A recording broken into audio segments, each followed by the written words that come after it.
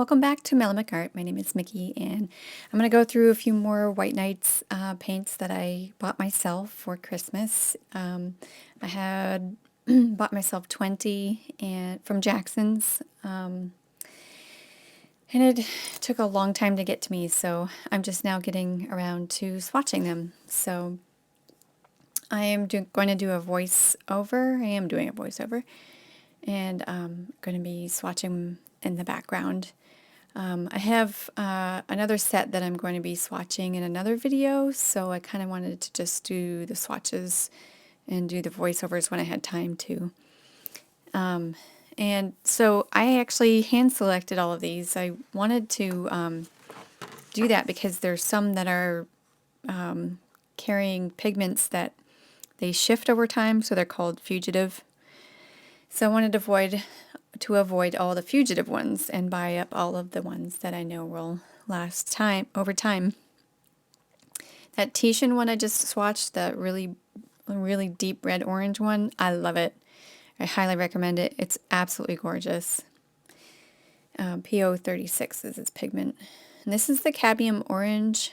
I've been starting to buy the cobalts now and cadmiums because, I don't know, I feel like it's important to try everything. So I went ahead and bought those. You'll see a cobalt later. There's a cobalt blue that I bought. So yeah, I really enjoy these really nice golden oranges. I really do love those oranges. Now this is the one that finally made me understand why people say, oh, they feel kind of like gouache a little bit. And I was like, I never really have gotten that from these. I've always had a really, same experience of them feeling like they're just watercolors. But this Naples yellow, it kind of feels like it's thick, and that's how it paints on. It feels really like thick, like a gouache feel. And this Indian yellow was perfect. It was nice and thin and transparent.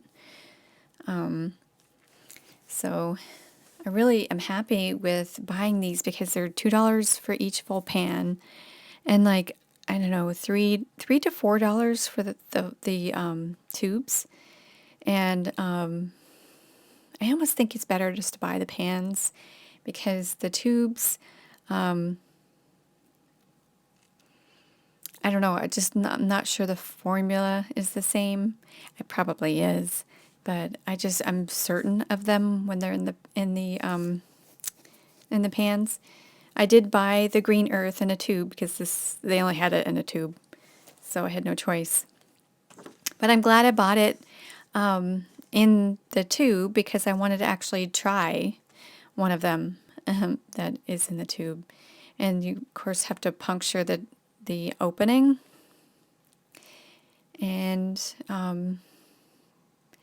here's me squirting it out. It's really nice and thin. And you know what? After that fill, I haven't filled it since. It's actually not even decreased in size in the pan, which is shocking to me. I mean, I'm touching it right now, it's still kind of gooey.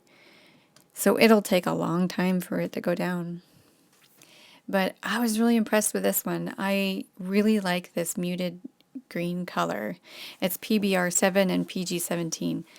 Really nice combination, the way they have it. So happy I pushed ahead and bought the tube because I really do love this color. I don't know, I like the weird, odd colors, I guess. Now, this chromium oxide, when you get a chromium oxide green, it's usually 100% opaque, like a gouache. And this one has a semi-opaque consistency. Check that out. And it's not bad. It feels like the Naples and the green earth, and it paints out the same way as those two. So it's really strange. And then this is the PG36, which they call green light. And then one next to it on the left is the green original, which they add a yellow into that one. I don't understand it. It's a PG35 and a PG7. And they're very light and transparent. And they're very beautiful, very nice mixing greens. I almost feel like I shouldn't have gotten them both, but they're a little bit different, so I'm happy. Then I got to push up my display here so that you can see more. And this cobalt blue is the only other one. The Naples, the chromium oxide green, and the green earth green, and this cobalt blue have the same consistency, and they paint out the same exact way. And it's almost like a muddy granulation. It's the only way I can kind of explain it. I mean, it looks like it has a granulation to it, but there's so much like binder or additives that it comes out this like mottled looking, which it might, I could probably use that for something. So it's really beautiful though. Comes out really like lapis lazuli, beautiful blue. So yeah, so the blues, I'm not really a huge blue collector, but for some reason, I ended up just with a lot of blues. And I think I have, 1, 2, 3, 4, 5 blues here. Well, I guess it's pretty even because the warms are pretty, there's a lot of those. But this color is blue.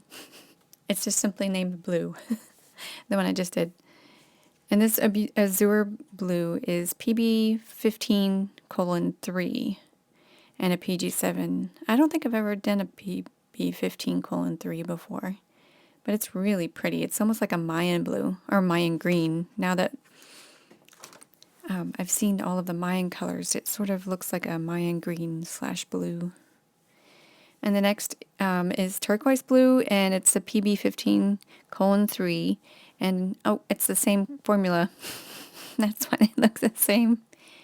Darn it, I got the same ones. What do you think? Do they look different to you? I don't think so. I think they look pretty darn the same. And this is ultramarine violet, and I was really surprised that this is also kind of the consistency of that cobalt and green earth and chromium oxide, but it's ground a lot more finely, and it has a little bit of granulation because of the ultramarine in it. But it's a PV15, so it kind of confuses me. So, yeah. What was I doing here? Oh, there's dust on the top. Yeah, it's weird. I was wrapping them, and I've noticed that the Prussian blue and the one next to it, which is the very hard to pronounce, Voronezhskaya black. I didn't even say that right. Voronezhskaya. Voronezhskaya? That's got to be it. Voronezhskaya black. Yeah, it's beautiful. By the way, that black that's coming up next, I stinking love it. I use it all the time. It's got this like sepia but granular feel to it. It's really cool. Yeah, oh yeah. I was upset because it was so dusty. This must have been on the shelf for a long time before they actually wrapped it up. But it, it paints out immediately very beautifully. So I was really happy with it. So there's going to be another clip after this, and the clip is that I had to move all of my white knights into a different container and figure out how that was going to work.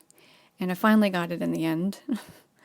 Yeah, and I don't know how much longer I have this particular bit here.